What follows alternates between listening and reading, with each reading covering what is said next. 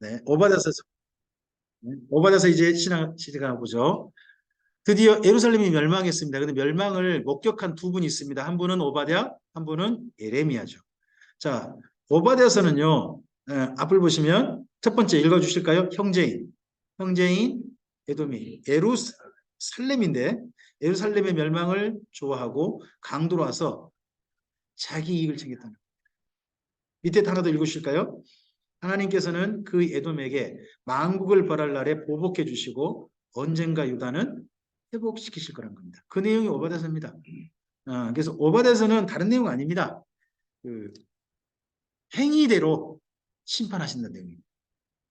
이 말하면 신약성경 보면 우리가 좀 많이 걸립니다. 믿음을 가지고 심판받습니까? 행위로 심판받습니까?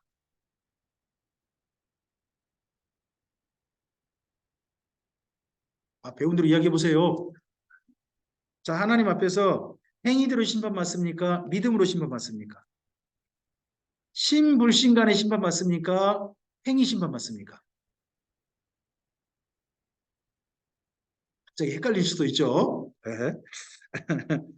그런데 여기 오바댜서는 네, 행위 심판입니다. 너의 행한 대로 하나님께서 갚아 주신다는 겁니다. 오바댜서 위치가 좀 애매합니다. 지금 여러분 성경에 오바댜서가요 상당히 앞으로 갑니다. 그러죠? 아모스서하고 요나서 중간에 있죠. 네? 아모스서하고 요나서 딱 중간에 한 장이 있어요. 이게 오바댜서가 어디 와야 되냐 그러면 저는 에레미야 예가라든지 이쪽 함께 붙어 있었다고 봅니다. 에레미야 예가도 지금 이제 우리는 예레미야서 그다음에 에레미야 예가 있지 않습니까? 근데 저는 이 부분도 물론 그렇게 할 수도 있습니다만 아니면 이 오바댜서를 어디로 해야 되느냐? 여러분 성경에 스바냐서가 먼저입니까? 하박국이 먼저입니까? 우리 성경 순서예요.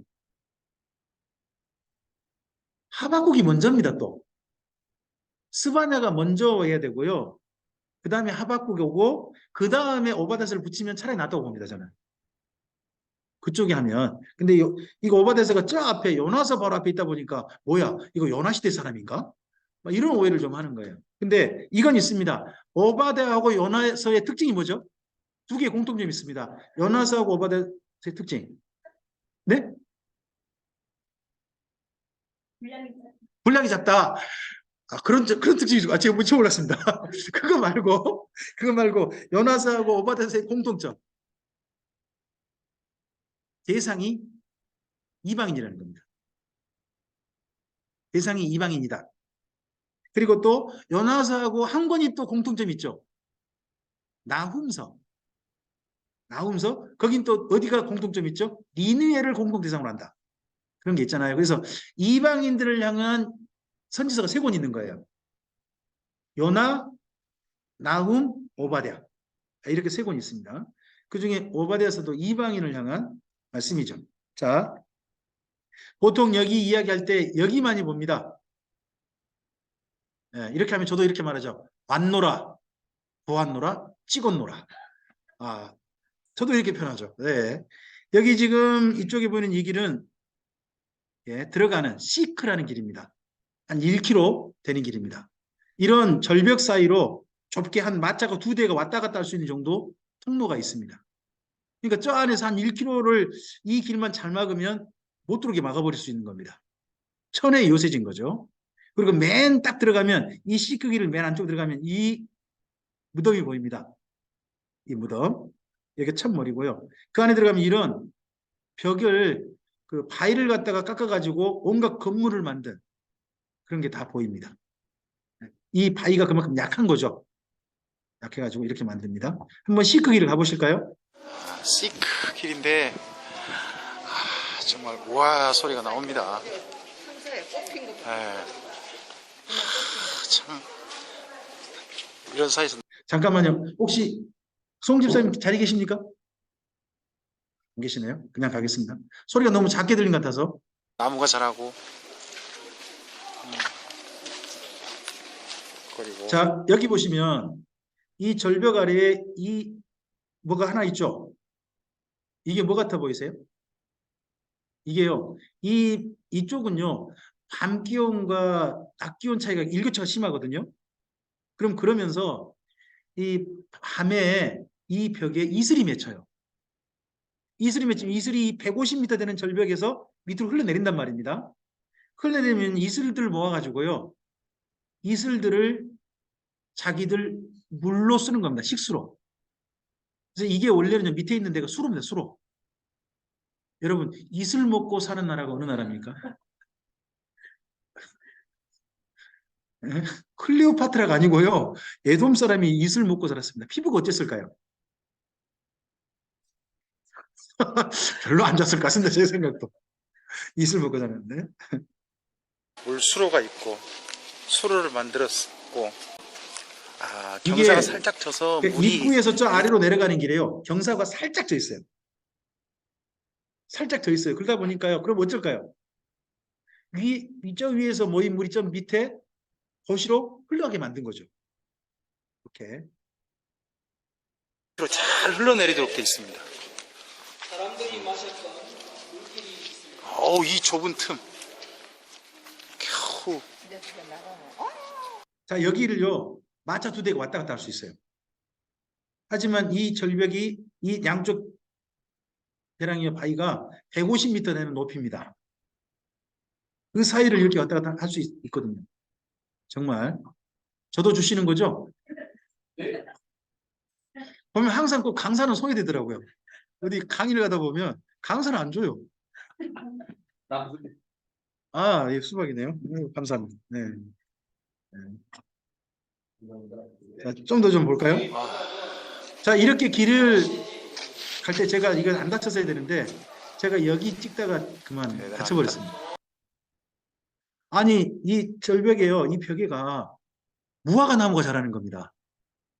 아니, 이런 벽에가 신기하잖아요. 그래서 저도 우와 하다가 넘어져 버렸습니다. 좀 곱게 넘어져야 되는데 제가 너무 이만 쳐다보고 하다 보니까 넘어져 가지고 제 오른쪽 여기 근육이 찢어져 버렸습니다. 끊어진 건 아니고 찢어졌다고요. 지금 멀쩡하지 않습니까? 멀쩡한데 찢어져 가지고 제가 여기 성지순례 기간 동안 이 팔을 못 썼습니다.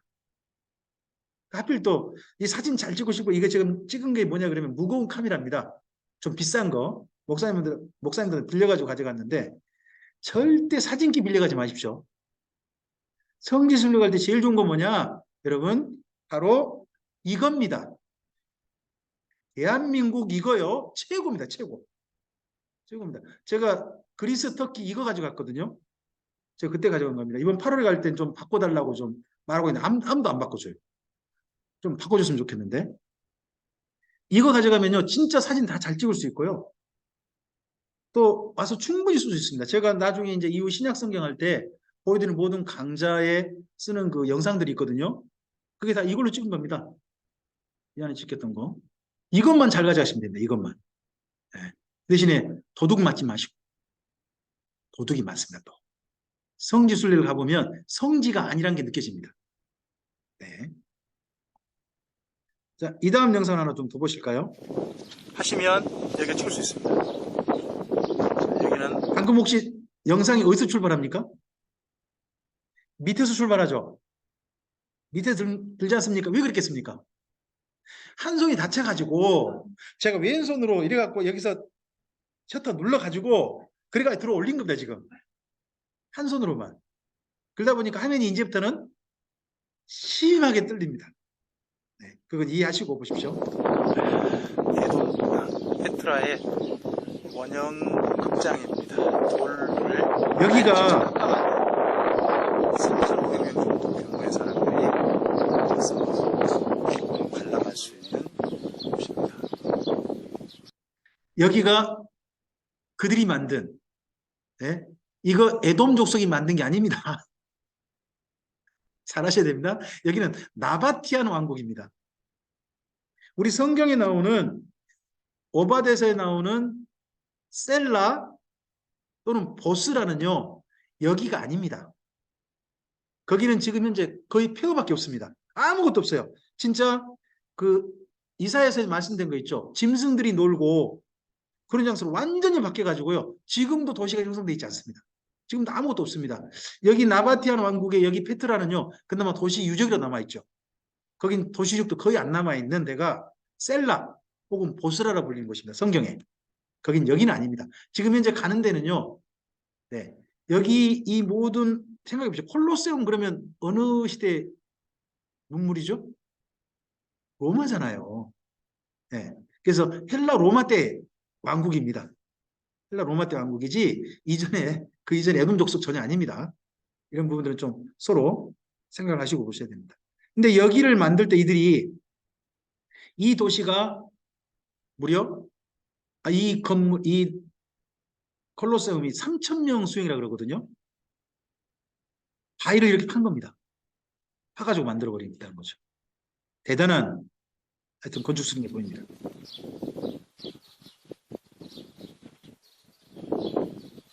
흔들린 건 죄송합니다. 어쩔 수 없었습니다. 네. 이해하시고요. 초점 못 맞춘 것도 이해하십시오. 네. 그러다가 자꾸 밑으로 내려올 겁니다. 이게 이제. 왜 밑으로 내려왔겠습니까?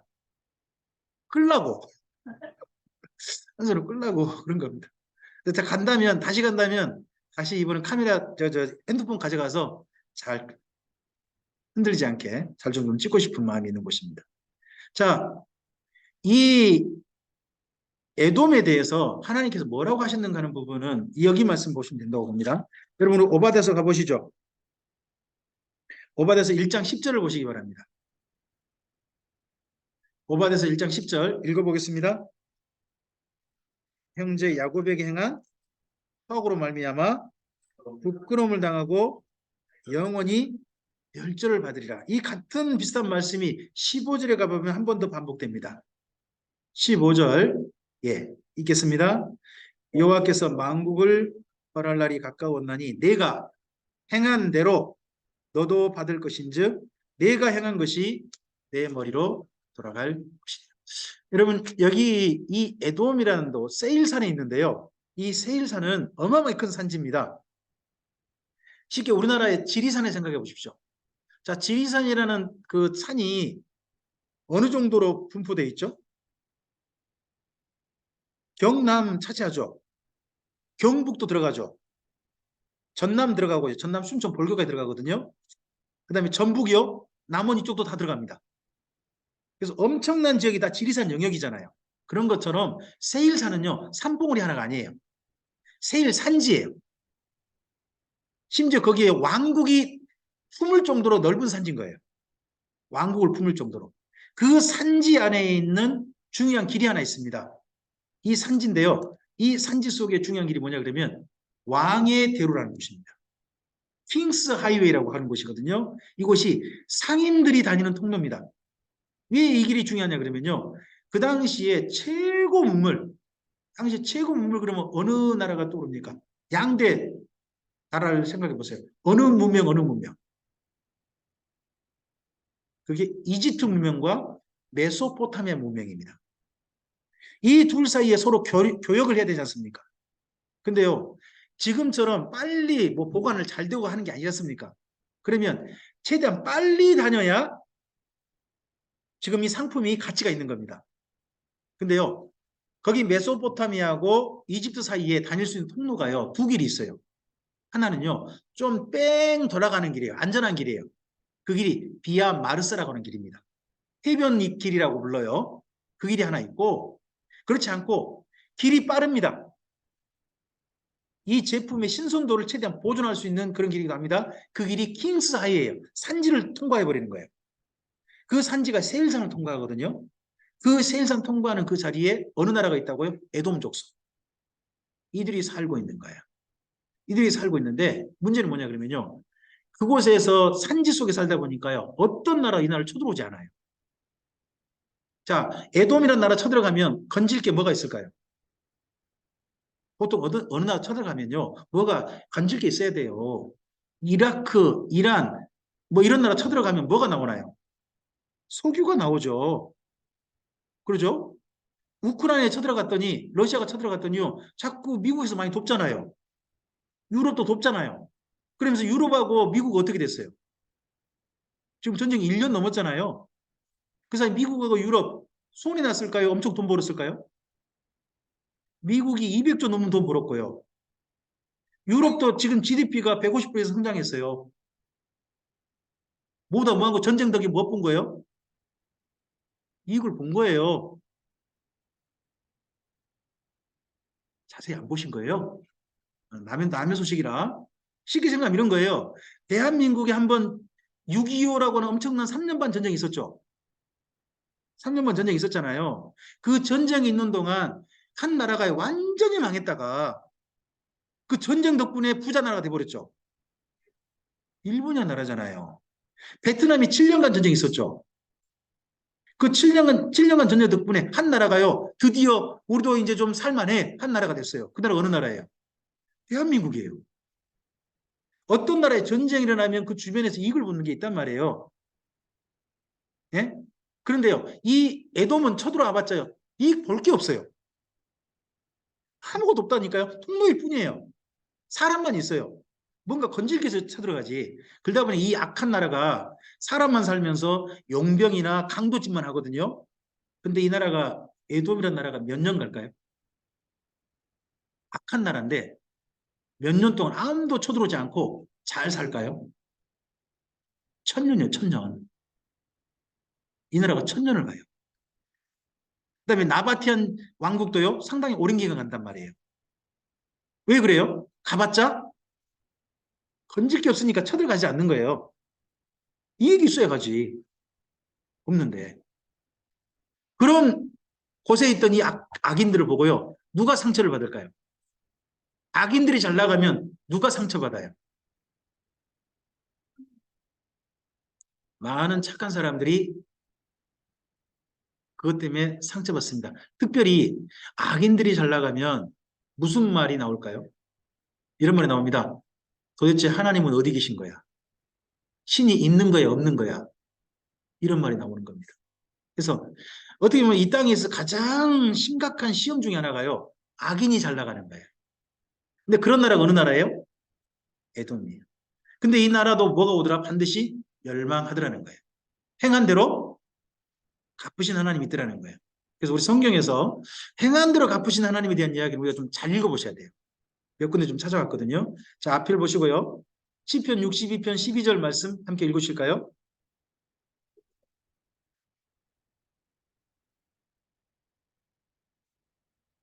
네, 잠시만요. 그 다음 이사야서 말씀입니다. 읽으실까요? 복이 있으리라 말하라. 그들은 그들의 행위의 열매를 먹을 것이며 악인에게는 화가 있으리니 이는 그의 손으로 행한 대로. 뭐 이런 말씀은 구약 성경 말씀이니까 할 수 있겠죠. 네, 신약 성경도 가볼까요? 마태복음입니다. 마태복음 16장 27절 읽으실까요?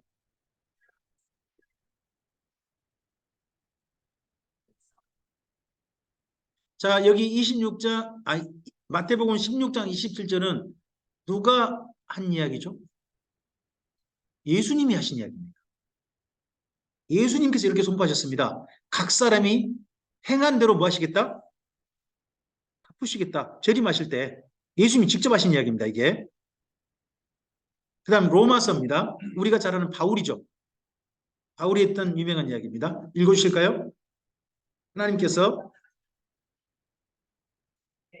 참고 선을 행하여 영광과 존귀와 썩지 아니함을 구하는 자에게는 영생으로 하시고 오직 당을 지어 진리를 따르지 아니하고 불의를 따라 행하는 각 사람에게는 진노와 분노로 하시리라. 여러분, 이 로마서를 출발할 때 이야기를 하고 있다는 겁니다. 예수님을 믿어 구원받는다 하는 이야기 전에 일반적인 모든 심판에 대해서 이렇게 이야기하고 있습니다. 이야기는. 자, 그리고 나서 베드로전서 1장 17절입니다. 이건 베드로 사도의 이야기죠. 읽으실까요?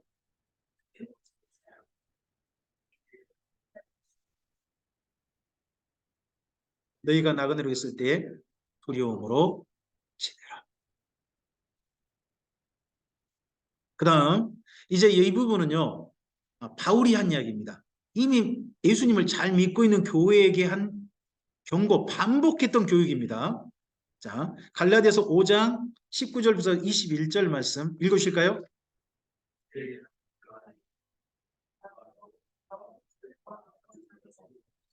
주술과 원수 맺는 것과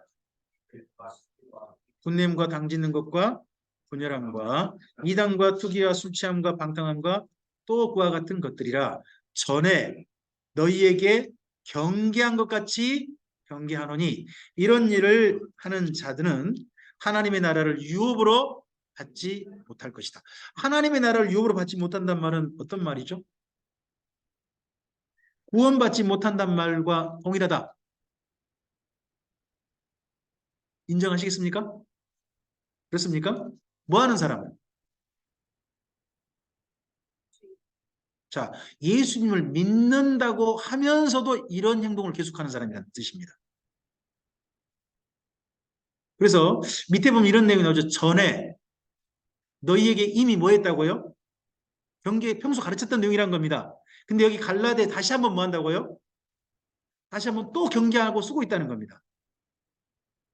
그럼 예수 믿는 사람들은 적어도 이런 일을 하지 말아야 한다는 거죠.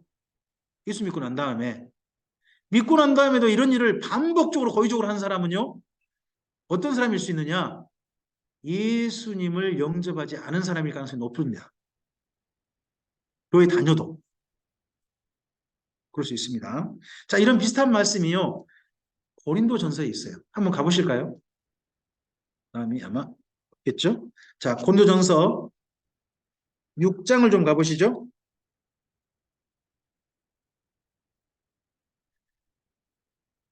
자, 고린도전서 6장에 있는 말씀에 한번 경고하는 내용을 좀 읽어봤으면 좋겠습니다. 똑같이 바울이 쓰고 있죠. 갈라디아서 거기 5장에 있는 말씀이나 고린도전서 6장이나 전부 다 바울이 썼잖아요.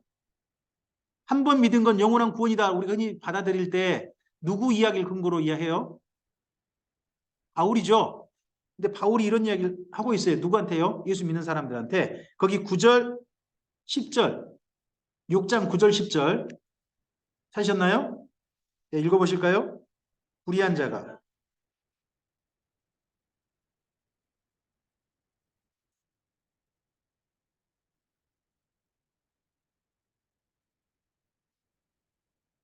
도적이나 탐욕을 부리는 자나 술 취하는 자나 모욕하는 자나 속여 빼앗는 자들은 하나님의 나라를 유업으로 받지 바울이 이렇게 하잖아요. 이런 사람은 하나님 나라 유업으로 받지 못한다. 이건 상당히 좀 부드러운 표현으로 생각합니다. 그 사람 구원 받은 사람이 아니다. 이런 이야기 아닙니까? 그러니까 예수 믿고 난 다음에 분명히 달라져야 할 게 있는 겁니다. 나중에 이제 우리가 뭐 요한 일서 같은 데 참고해 보면 사망에 이르지 않는 죄도 있다고 말합니다. 하지만 그 말은 다르게 말해 보면요. 사망에 이르는 죄가 있다는 거 아닙니까? 사망에 이르게 하는 죄는요. 예수 믿는 사람으로서 해서는 안 되는 겁니다. 그런 부분도 우리가 이런 말씀을 통해서 분명하게 좀 확인했으면 좋겠습니다. 자, 언젠가 우리 지금 현재 이 땅에 사는 동안은요. 살아있는 동안 이미 우리는 심판받고 있습니다. 살아있는 동안 심판받는 걸 저는 신불신간의 심판이라고 생각합니다. 안 믿는 자는 하나님께 이미 심판을 받았다 하는 내용이 어디가 있나요? 요한복음에 있죠.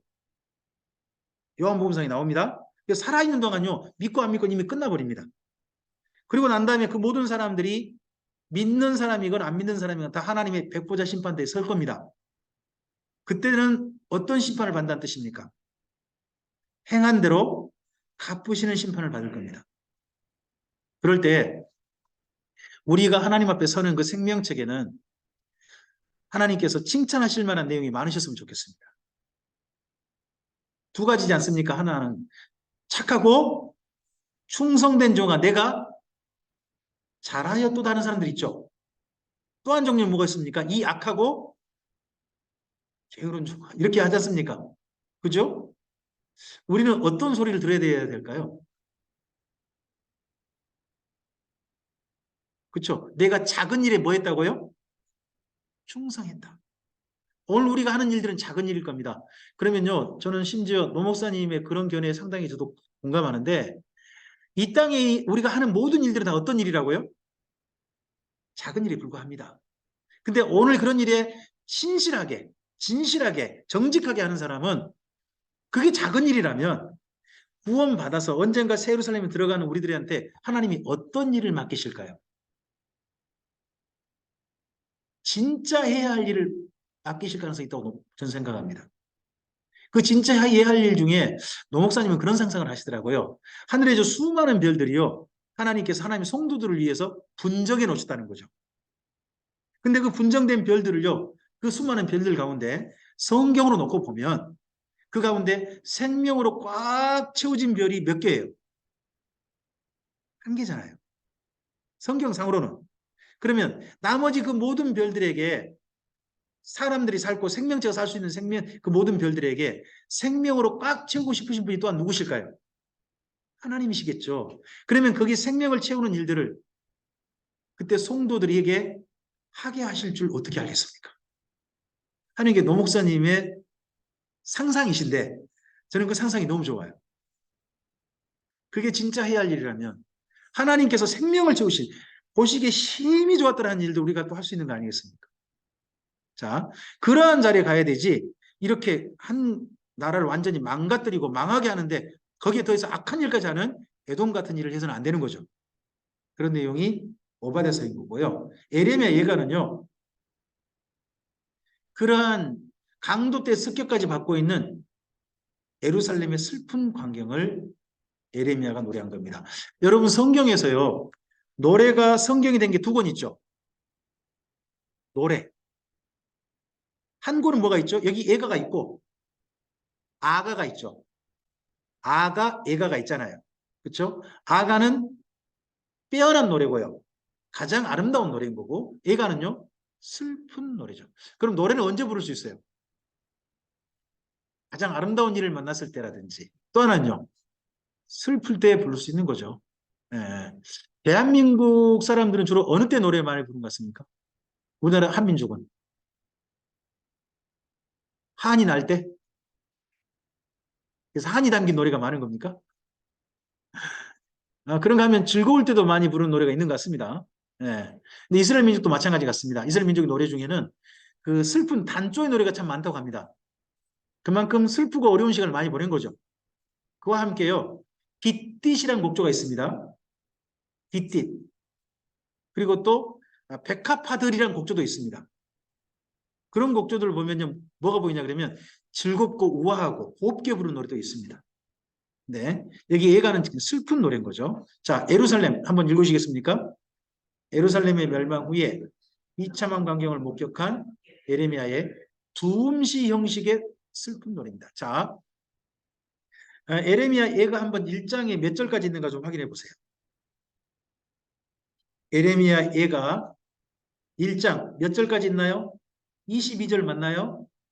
22절. 자, 2장 몇 절까지 있어요? 22절 맞나요? 네. 그리고 3장을 보세요. 3장은 좀 길죠? 66절이죠. 그죠? 그리고 4장 몇 절인가요? 22절. 5장 몇 절인가요? 22절. 그러면 뭐가 보여요?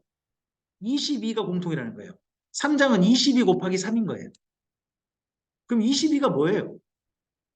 왜 일부러 여기 예레미야 예가는 20이라는 숫자에 맞춰가지고 이렇게 썼을까요? 네, 히브리 알파벳 수예요. 히브리 알파벳이 첫 1절 첫 머리 나오는 거죠. 맨 처음에 알렙이 나와요. 알렙. 알렙이라는 단어로 시작하는 데가 반드시 1절인 거예요. 이런 식으로 끝에까지 이렇게 쭉 합니다.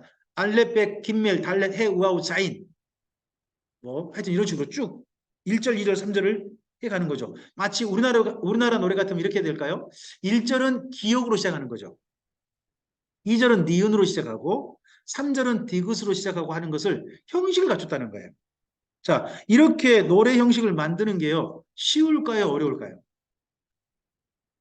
국문학을 전공하신 분께서 말씀하시잖아요. 이건 쉬운 게 아니라고. 굉장히 정형화된 거죠. 저 슬픔을요. 단순히 넋두리 비슷하게 하는 것은 쉬울 수도 있어요. 근데 슬픔을요. 정형화 시켜가지고 그걸 일정한 형식을 갖추어서 표현한다는 것은 또 쉽지 않을 수 있다는 거죠. 근데 에레미야는요. 이런 슬픔을 정형화 시켜가지고 고운 글로 아주 고급 글로 이렇게 만드는 실력이 있는 분이었다는 거죠. 하나 더, 여러분 에레미야가 예가를 두 개를 지었거든요. 성경상 놓고 보면 한 개는 여기 에레미야 예가예요. 또 한 개 예가가 있다면 뭘까요? 우리 성경으로 남아있진 않아요. 이런 예가를 지었다 하는 내용만 있어요. 뭐가 있을까요?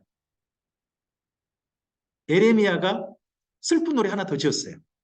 그게요, 요시야 왕의 죽음을 슬퍼하는 예가예요. 역대하서에 보면 에레미야가 요시야 왕의 죽음을 슬퍼하며 예가를 불렀다라는 노래 그 내용이 들어있습니다. 근데 아쉬운 건 역대하서에서라도 에레미야의 예가를 갖다 조금 좀 담아줬으면 에레미야가 어떻게 예가를 지었을지 알게 텐데 그냥 에레미야가 예가를 지었다 하는 내용만 들어 있습니다. 에레미야의 글 쓰는 실력이 보이죠? 이게 보면 그 다음 밑에 하나 더 읽으실까요? 실상은 비참한 신부를 바라만 봐야 하는 하나님의 눈물의 노래입니다. 하나님께서 울고 계시는 노래입니다. 자, 에레미야 예가는요, 전체 5장까지 있는데요. 그 글을 슬픈 광경을, 비참한 광경을 보는 주체가 달라요. 주체가. 1장은요, 에레미야가 봐요. 1장은 에레미야가 예루살렘을 봅니다. 2장은요, 하나님께서 예루살렘을 보시는 거예요. 물론 선지자의 기도가 매 장마다 거의 들어가 있습니다. 그리고 3장은요, 66절까지 있잖아요. 그 가운데 그 대표적인 내용이 뭐냐 그러면 폐허 속의 희망입니다.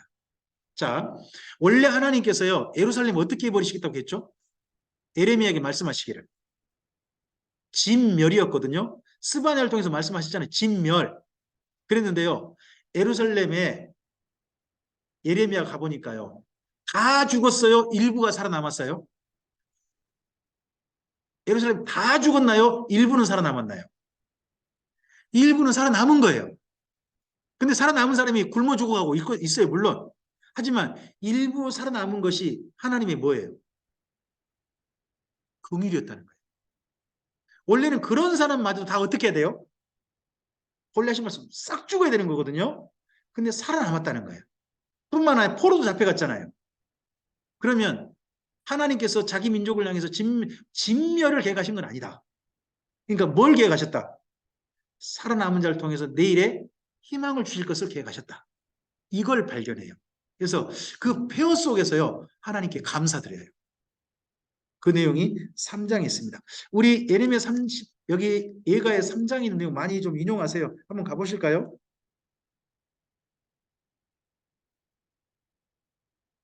자, 하나님께서 거기 24절부터 읽으셔도 괜찮겠죠? 아니, 19절부터 좀 읽어볼까요? 19절부터 우리 24절까지 읽어보죠. 19절부터 24절까지. 내 고초와 재난과 쑥과 담즙을 기억하소서. 내 마음이 그것을 기억하고 내 마음이 내가 낙심이 되거나 이것을 내가 내 마음에 담아두었더니 그것이 오히려 나의 소망이 되었사오면 여호와의 인자와 궁일이 무궁하심으로 우리가 뭐 했다고요? 진멸되지 않았다는 게 감사합니다. 계속요. 이것이 아침마다 새로우니 주의 성실이 크시도소이다. 내 심령이 이르기를 여호와를 나의 기업이시니 그러므로 내가 그를 바라 그러면서 우리가 하나님을 기다리자. 지금은 치욕을 매벌리면서 하나님을 기다리자. 하나님께 반드시 우리에게 긍휼을 베풀어 줄 거다. 그 다음 내용 이어집니다. 이렇게 여기 3장에서는 그가 폐허 속에서 본 희망을 이야기하고 있는 겁니다. 그 다음에 4장은요. 예루살렘이 예루살렘을 바라봅니다. 그리고 5장은 살아남은 자의 기도라는 내용으로 이렇게 내용이 구성되어 있습니다. 그래서 에레미야 예가는요. 그냥 슬픔만 노래한 게 아니라 에레미야가 직접 예루살렘을 보면서 슬퍼하고요. 또 하나님께서 보시면서 슬퍼하시고요. 예루살렘이 예루살렘을 바라보면서 슬퍼하고 이렇게 화자를 좀 바꿔가는 겁니다. 슬픔을 겪는 주체. 근데요. 1장, 2장 이 모든 내용에 공통 나온 게 있어요. 1장, 2장에. 그게요. 눈물이에요. 예루살렘을 바라보면서 울고 있는 사람이 1장에 등장하는 거예요. 그 사람이 누구겠어요? 예레미야죠. 근데 2장에서요. 울고 있는 분이 있어요. 그 예루살렘을 보고. 그분이 누구예요? 하나님이셨다는 거예요. 이런 광경으로 이 슬픔을 기록해 남깁니다. 그리고 이 슬픈 노래가요, 이스라엘 민족에게는 뭘로 받아들여지나요? 성경으로 받아들여집니다. 이스라엘 민족이 왜 이 예레미야 예가를 성경으로 받아들여서 이렇게 보존했을까요? 이유가 뭘까요? 다시는 이런 슬픈 노래 부르지 말자는 거죠. 이런 슬픈 일 다시는 겪지 말자 하는 것이 이 예레미야 예가의 중요한 내용이죠. 여러분, 우리나라 그 6.25 관련된 노래 기억나세요?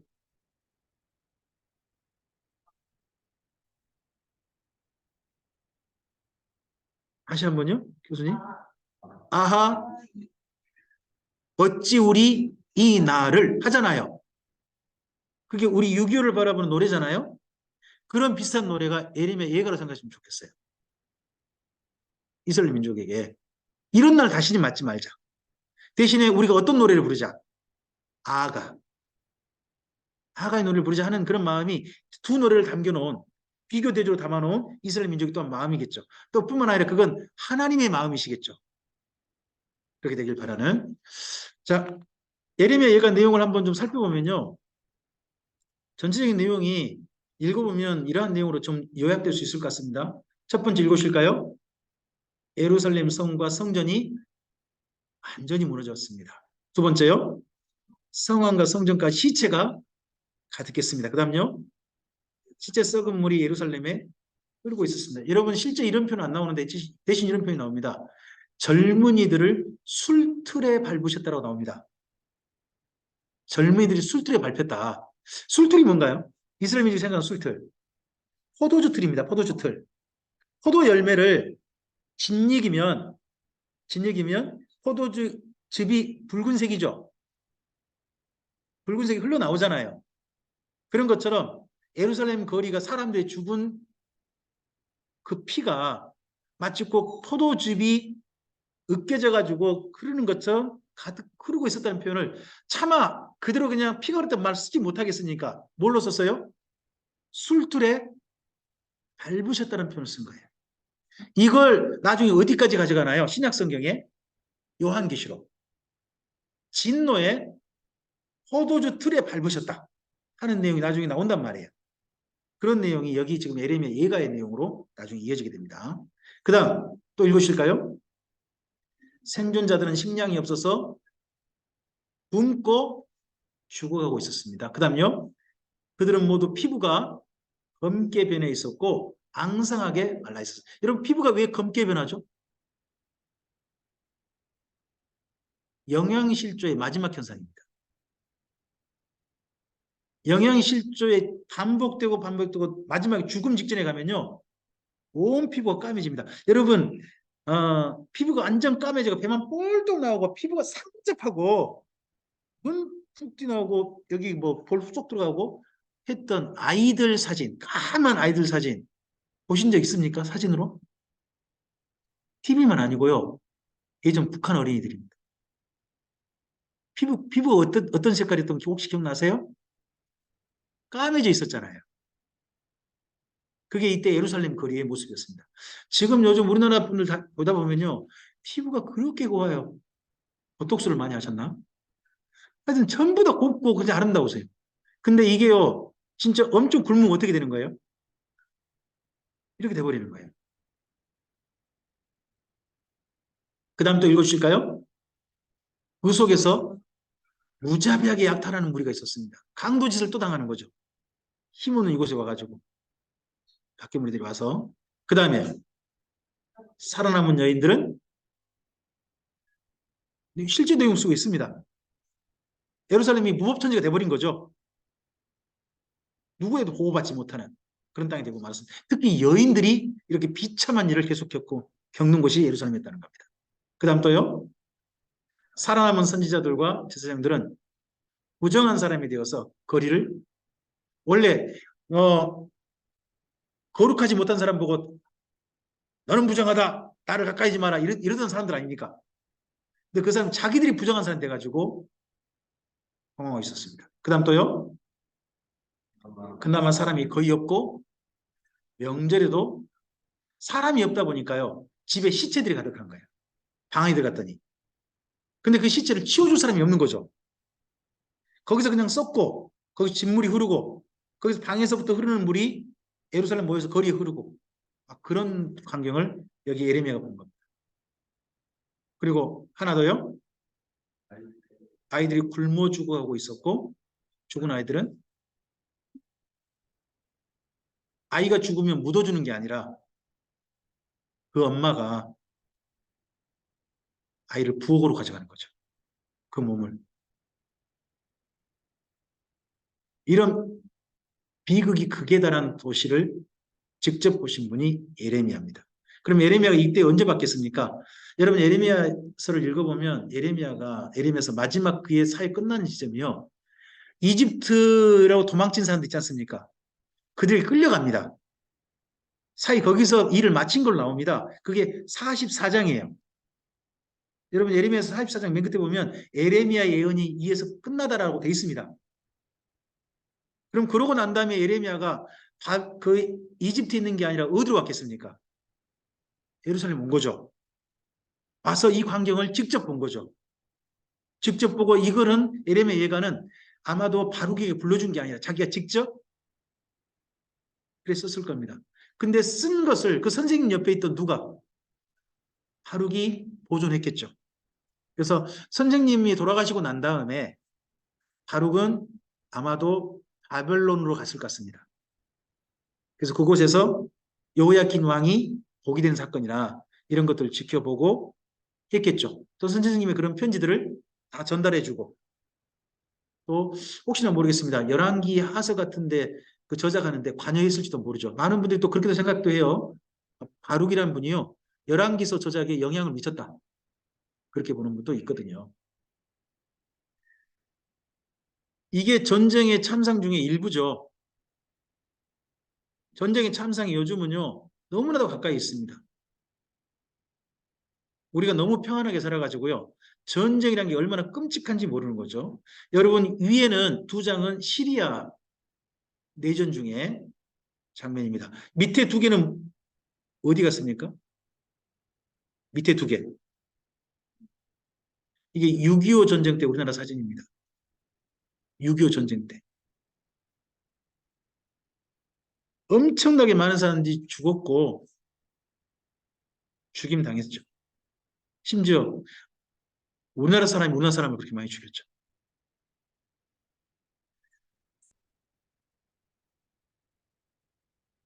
결국 여기까지 오다 보니까 이 나라가 멸망할 때 하나님께서 속 시원하다. 이거 그 내 속썩인 것들 다시는 안 봐. 그러신 게 아니라 그렇게 멸망한 예루살렘을 보고 하나님 뭐하고 계시더라? 울고 계시더라. 하는 것이 예레미야의 목격입니다. 여러분 지옥에 어떤 사람이 들어갈 때 하나님께서 너 잘됐다 잘 가라 그러실까요? 그 사람을 보고 우실까요? 이런 장면 보면 하나님께서 우실 것 같다는 생각이 듭니다.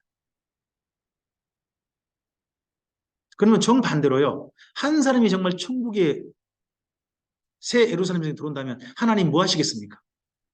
정말 천사들과 함께 잔치하신다는 말씀이 사실 그대로일지도 모릅니다. 그냥 과장된 표현이 아니라 정말 누군가 하나님께 돌아온다면 정말 기뻐하실 것 같습니다. 그 예정된 사람이 주님의 품에 돌아온다면.